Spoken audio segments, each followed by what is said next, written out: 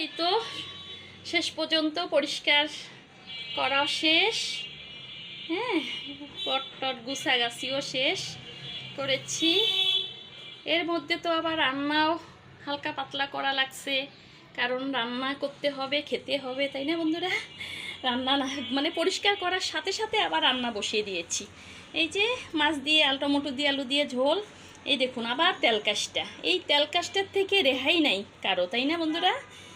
এই হচ্ছে বাচ্চাদের জন্য কি রান্না করেছি দেখেন, 4 পিস, হ্যাঁ 4টে বড় বড় মাংসর পিস দিয়ে বিরিয়ানি রান্না করেছি। এই যে আমার মেয়ের খিদা লেগেছে, ওকে দিয়ে দেই খানাটা।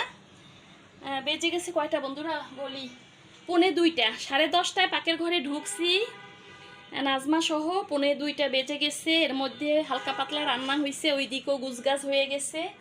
তো আর কি দেখাবো, আজকে বিদায় নিচ্ছি এখানে। সবাই ভালো থাকবেন, দোয়া করবেন, আমার চ্যানেলটার পাশে থাকবেন। তো আজ এই পর্যন্ত বন্ধুরা, ভালো থাকুন সবাই, আল্লাহ হাফেজ, আসসালামু আলাইকুম।